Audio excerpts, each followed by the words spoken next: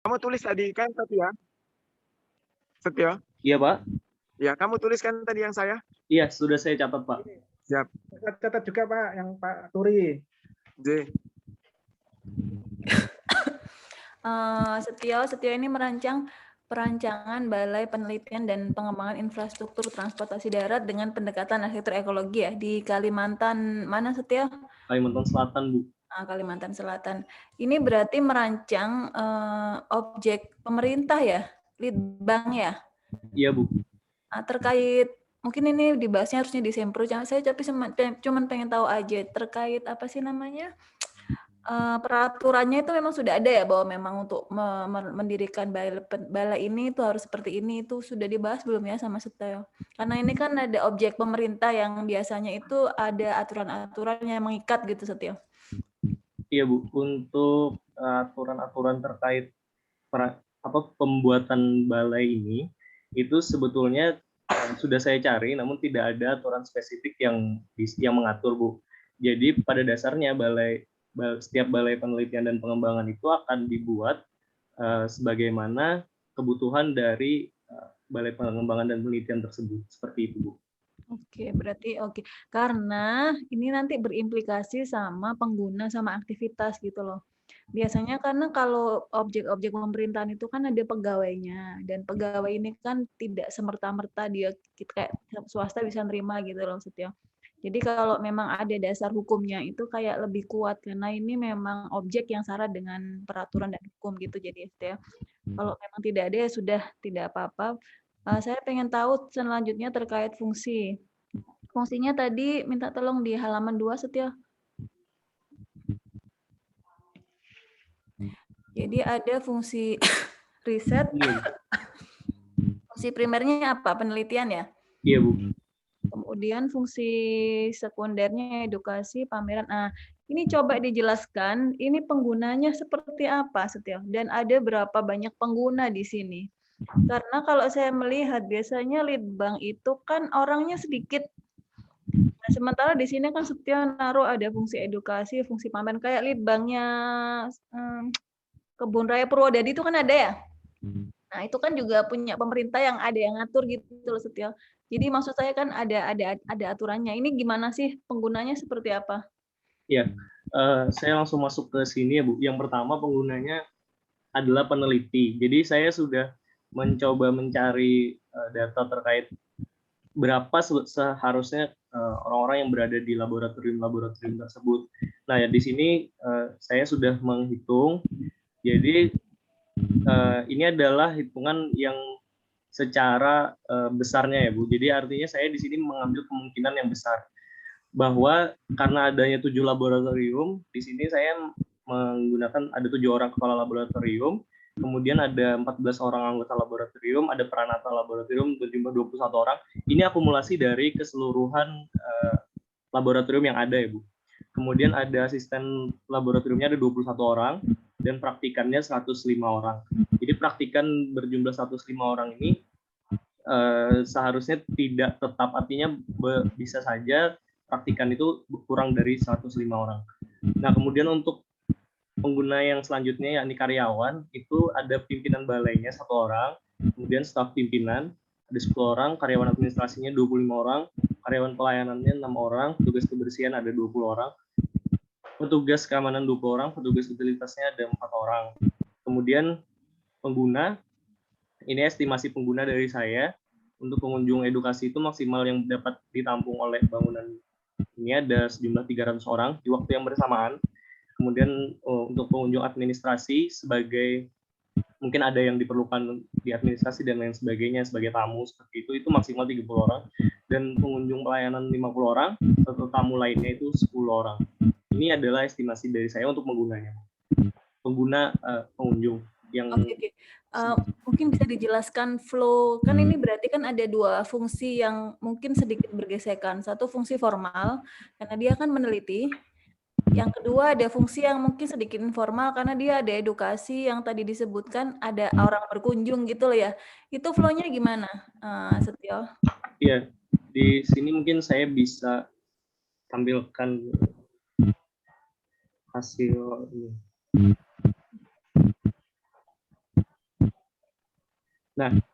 Oke, Mungkin apakah terlihat di sini. Jadi nggak apa-apa. yang bangunan administrasi dan edukasi itu berada di bangunan utama yang berada di center dari site ya Bu. Iya. Kemudian area laboratorium itu agak ke samping di sisi sebelah utara.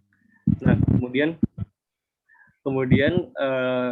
untuk pengunjung dari ini area administrasi, layanan dan edukasi itu nanti akan masuknya lewat pintu gerbang utama, kemudian parkir di parkiran utama, Bu. Kemudian parkir di parkiran utama dan kemudian langsung dapat mengakses area ini. Kemudian untuk area laboratorium itu sirkulasinya agak dibuat memutar ke belakang, kemudian baru dapat parkir. Jadi tempat parkir area laboratorium ini di sini tidak terlihat Bu karena tertutup oleh gedungnya karena berada di sisi yang sebelah luar. Oke. Paham Setio, sudah cukup baik. Yang mau saya tanyakan juga, ini kan ada fungsi administrasi, layanan, dan edukasi. Itu seperti apa, Setio? Aktivitasnya ngapain? Karena kan saya bayangkan ini tuh penelitian yang sifatnya kayak sangat eksklusif ya. Kan tidak, kecuali kalau misalnya penelitian tentang tanaman yang semua orang itu tertarik. Ini tuh kan penelitian yang sifatnya sangat, dia bicara transportasi darat gitu loh, yang itu tidak semua orang, mungkin ya itu tadi hanya beberapa orang tertentu. Sementara ada satu ruang di sini yang cukup besar itu yang untuk melayani fungsi ini. Jadi kalau admin ini dia aktivitasnya apa? Maksud saya gini, kalau dia penelitian transportasi darat itu orang ke situ itu ngapain? Terus kalau layanan ngapain? Kecuali kalau misalnya pusat-pusat pelayanan pemerintah ya, ini tuh kan kayak lead bank gitu loh. Jadi seperti apa? Kemudian edukasinya itu juga seperti apa? Apakah ada kelas, apakah ada workshop, atau cuma display gitu loh. Nah itu mungkin yang perlu dijelaskan. Iya, Bu. Untuk area layanan administrasi dan edukasi ini, administrasinya sendiri itu terkait dengan administrasi internal dari gedung ini ya Bu, keseluruhan. Jadi pasti setiap objek, terutama seperti objek-objek yang memiliki koordinasi tertentu itu membutuhkan administrasi. Oke. Nah di sini untuk fungsi administrasinya seperti itu. Berarti Dan kemudian administrasi internal begitu ya? Iya betul Bu. Oke. Nah kemudian untuk layanannya di sini mungkin untuk melayani pengunjung-pengunjung yang ingin mengunjungi area ini. Jadi ada registrasi terlebih dahulu atau seperti apa. Nah, di area edukasinya itu saya membagi menjadi tiga bagian. Yang pertama ada ruang pamerannya, ada display. Nah, kemudian dari display itu nanti dia masuk ke, sebentar saya mencantumkan ya guys. Harusnya di analisis ruang sudah muncul ya, Setio ya? Iya Bu. Oh, tidak saya masukkan di slide, tapi ada di laporan kalau nggak salah di blog ya Bu. Jadi di bagian edukasi itu nanti dia masuk ke area pameran. Sebenarnya area yang paling besarnya itu ruang simulasi Bu. Jadi di ruang simulasi itu ada ruang di mana tempat orang bisa seperti berkeliling wahana kayak gitu Bu, yang menampilkan bangunan-bangunan yang infrastruktur transportasi darat yang ada di Kalimantan Selatan dan sudah terbangun. Nah, itu seperti misalnya ada jembatan dan lain sebagainya. Jadi kayak semacam Kidzania tapi versi lebih sederhana. Nah, kemudian ada juga ruang auditorium yang di situ nanti dapat digunakan sebagai ruang edukasi seperti seminar dan lain sebagainya gitu Bu. Mohon maaf Bu Ais, mic-nya. Sorry. Itu sudah dijelaskan belum di analisis ruangnya? Kayak tiba-tiba ada Kidzania, tiba-tiba ada auditorium, sudah ya. Dan Kidzania ini kan satu perkara sendiri nih. Kayak kamu ngerancang PR lagi nih Kidzania nih. Si lead banknya aja udah berat, tiba-tiba ada kayak satu wahana yang meskipun tidak itu Kidzania, tapi dia versi mininya lah. Itu kan PR sendiri. Sudah dijelaskan di analisis ruangnya? Secara spesifik belum ada Bu. Itu perlu difikirkan secara matang juga gitu ya? Baik Bu. Karena kalau dilihat di side plan tadi di perspektif, minta tolong Setia lagi yang gede tadi. Nah, ini tuh jadi kayak secara proporsi penggunaan tapak ya, jadinya ruang ini, administrasi ini jadinya kayak gede sekali gitu loh. Sementara aktivitasnya Setia sendiri belum yakin apa gitu loh. Jadi mungkin nanti dicek lagi secara fungsi pengguna dan aktivitas supaya ini proporsi ini tuh benar-benar betul gitu loh. Kalau kita lihat dari fungsi primer, yang primer ini kan laboratorium. Dan mungkin laboratorium ini punya ruang-ruang penunjang yang itu tuh bisa dijabarkan gitu ya, Setio ya. Iya betul. Kemudian terkait yang kedua ada area hunian peneliti. Ini kan kayaknya gede banget, Setio. Berapa lantai? Itu berapa kamar di situ? Di situ ada 60 unit, Bu. Nah, tadi kan penelitinya berapa? Ada totalnya berapa ratus ya? Saya belum menjumlahkan secara. Nah, nggak apa-apa Setio, intinya kan berarti Setio belum kepikiran. Saya khawatirnya, jadi proporsi ini itu belum dihitung secara benar. Jadi nanti akhirnya Setio itu kayak masih umum sekali gitu. Jadi nanti coba dicek lagi lebih detail gitu ya Setio ya. Betul. Oke, kemudian itu karena fatal, fungsi ini mempengaruhi aktivitas, aktivitas mempengaruhi besaran ruang, akhirnya memang mempengaruhi desain secara keseluruhan ya. Kemudian selanjutnya terkait ekologi. Dari sekian banyak pendekatan, Setia itu kan milih pendekatan ekologi. Boleh tahu nggak alasannya apa? Yang jelas karena memang isu di tapak sendiri ya Bu. Ya. Isu di tapak itu ini tapaknya berada di atas lahan gambut. Jadi memang waktu nyari posisi site, memang yang paling pas itu untuk meletakkan objek ini berada di titik ini. Nah, pada akhirnya titik ini memang 100% itu lahannya adalah lahan gambut. Jadi isu-isu apa gambut juga saat ini sedang marak digencarkan oleh aktivis baik itu aktivis maupun pemerintah. Nah, jadi pada akhirnya di sini saya ingin memunculkan pendekatan ini di objek rancangan saya agar objek rancangan ini dapat menjadi bangunan yang dicontoh apa ya seperti percontohan untuk pengaplikasian bangunan yang besar di atas lahan bergambut seperti itu. Oke, maaf balik lagi dulu. Tujuan Setio merancang ini buat apa? Tujuannya untuk menjawab isu-isu yang sudah ada. Isunya apa? Ini Bu, isunya itu bahwa untuk objeknya sendiri itu ada 3 isu yang besar ya. Yakni pembangunan infrastruktur. Saya awalnya menyoroti pembangunan infrastruktur dasar kereta api itu sangat-sangat lamban di Kalimantan. Nah, dan kemudian adanya pertumbuhan infrastruktur transportasi darat yang juga sangat lambat dan banyak infrastruktur transportasi darat di Kalimantan Selatan itu yang dibangun tidak tepat sasaran. Nah, pada akhirnya di sini saya mendapati bahwa perlu ada sebuah balai penelitian agar di Kalimantan Selatan itu semua pembangunan infrastruktur daratnya dapat lebih tertata dan lebih baik lagi seperti itu. Oke, berarti terkait pendekatan tadi, Setio itu memilih pendekatan ekologi, pertimbangannya adalah fokus cenderungnya karena tapaknya ya? Iya, betul Bu. Bukan karena fungsi objeknya ya? Betul. Oke, ya tidak ada masalah gitu loh, karena kan kalau tadi bicara maksud saya kan kadang ada penelitian itu yang pengen mencitrakan penelitiannya sebagai punya teknologi maju, tapi ini memang fokusnya pada ekologi. Oke, tidak apa-apa. Sekarang saya minta tolong dijelaskan juga, tadi Setio menjelaskan ada beberapa prinsip ekologinya, cuman saya kok belum menemukan penerapan yang sangat spesifik. Coba dijelaskan, buka dulu di prinsip ekologinya, Setio, saya pengen ngecek sedikit aja. Tadi ada beberapa di konsep kalau nggak salah ya, lupa saya. Ini ada fluctuation, ada stratification, dan ada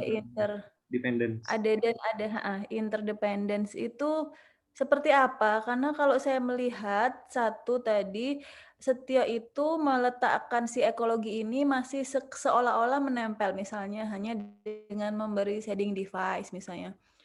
Atau mungkin yang cukup itu strukturnya memang memperhatikan lahan gambut, atau ada lah nggak sih upaya ekologis lain yang dilakukan sama Setio untuk menjaga si ekologi di situ tetap terjaga dengan baik. Sekaligus jelaskan 3 prinsip ini diterapkannya gimana, Setio?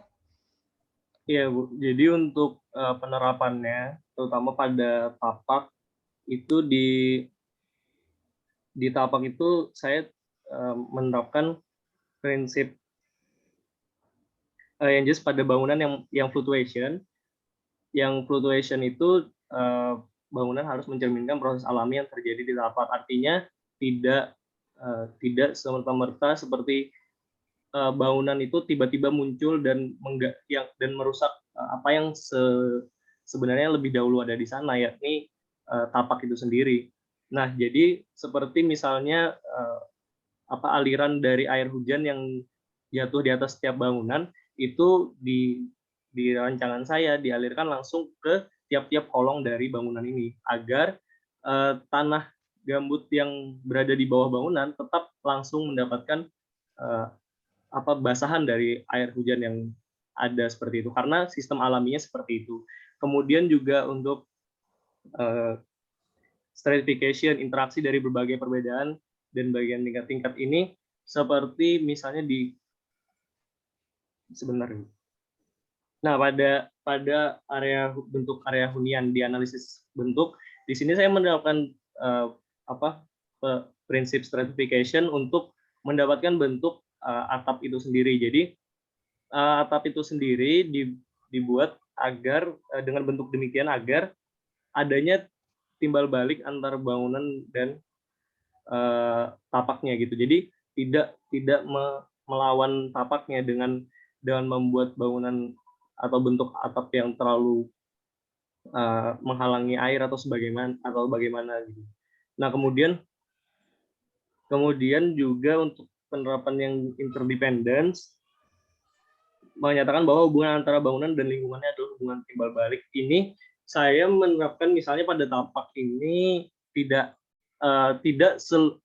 jadi bangunan yang ada tapak yang di sini, tapak saya ini tidak terpuruk gitu ya, Bu. Jadi keaslian dari tanah yang ada di existing itu hampir tidak dirusak gitu, karena memang kecuali untuk pengurukan jalan dan tempat parkir.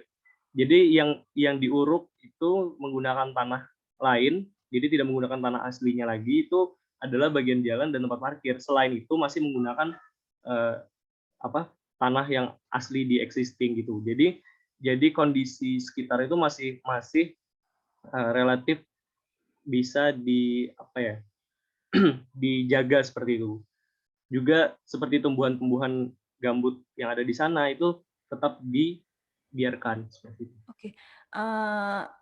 Cuman saya agak merasa kontradiktif karena kalau lihat tatanan masanya Setio ini kan cukup masif kan ya.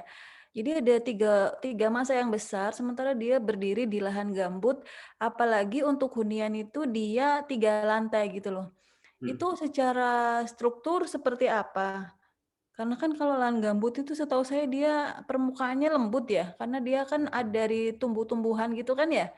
Nah itu seperti apa Setio? Karena ini nih, coba dibalik ke tata masa perspektif tadi yang cukup besar. Nah itu ini kan ada 3 masa yang sangat besar gitu ya Setio. Kemudian ada lahan yang dikasih perkerasan itu juga cukup banyak. Itu seperti apa gitu loh. Dengan kok komposisi masamu ini yang menurut saya kok mungkin perlu dicek ya kondisi tapaknya. Jadi kayak bentuk, saya sih bukan mendiskreditkan bentuk persegi ya, tapi persegi ini kayak seolah-olah itu dia dari bentuknya aja dia udah mengintimidasi tapak, karena kadang tapak itu tidak bentuk segi begitu loh. Jadi mungkin perlu dicek lagi, terutama itu tadi dengan 3 bentuk masa yang cukup besar, apalagi hunian yang dia punya beberapa lantai, itu hubungannya, pengaruhnya terhadap si lahan gambut seperti apa? Itu mungkin ya, silakan Setio mau dijawab. Secara struktur bawah untuk fondasinya itu ya, saya sebenarnya punya presiden, tapi saya belum sempat mencantumkan di laporan saya. itu ada sebuah bangunan kampus barunya Universitas Muhammadiyah Banjarmasin. Itu mereka berdiri di atas lahan gambut, di atas rawa gambut, benar-benar rawa gambut, dan mereka memang menggunakan fondasi yang pada akhirnya saya gunakan juga, ya, ini fondasi terapung. Nah, bangunan dari kampus tersebut juga memang sangat besar, ya, mungkin lebih besar daripada bangunan yang hunian yang ada yang saya desain gitu.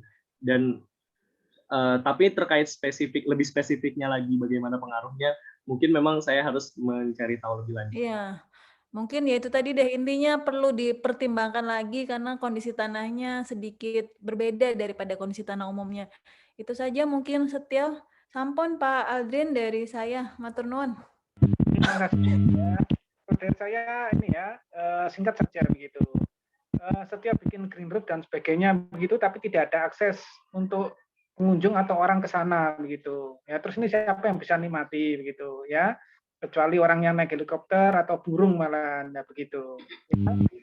Berikutnya, ini bolehlah Anda pakai ekologi dan sebagainya, tapi coba dari tatanan atau tampilan bentuk itu ya, buat tatanan yang bisa mencitrakan bahwa ini adalah sebuah balai begitu ya. Karena kalau ini hanya dari kota atau habis itu pakai kisi-kisi dan sebagainya. Lah ini apa ya lah begitu kan hampir semua. Jadi kayak nggak bedanya nanti dengan pendekatan modernisme begitu loh ya. Jadi nggak ada semua bangunan itu sama begitu ya, nggak ada identitasnya di situ. Ya, jadi hanya kopi kota terus habis itu dikasih tanaman beres ya begitu ya. Padahal kan ini bisa aja nanti Anda dari kisi-kisinya tapi nampilkan dari bentuk-bentuk bangunan-bangunan resmi di sana karena menampilkan bangunan resmi ya, seperti itu ya. Saya kira itu aja. Baik, Pak. Ini Terima kasih. yang berikutnya ini lanskap gambut begitu. Ini pertamanannya saya lihat ini sepertinya pertamanan dalam konsep konsep padahal gambut itu sendiri kan ya tanah-tanah yang berair berawa begitu. Lah ini saya lihat ini jujur rumput semua ini apakah desain? Nah seperti itu. Mungkin ya memang lanskap untuk perairan ya gitu, perairan ya, gambut begitu ya. Nah, saya kira itu ya. Oke. Belum ditutup begitu, ada lagi tambahan dari Bu maupun Bu Ais. Saya cukup, Pak. Dari saya juga sampun Pak Aldrin. Ya ini pastinya juga sudah ini sesuai waktunya. Oke, ini recordnya Anda simpan ya. Baik, Pak. Oke, terus ini kamu kembalikan ke saya begitu. Iya, sebentar, Pak. Saya stop recording.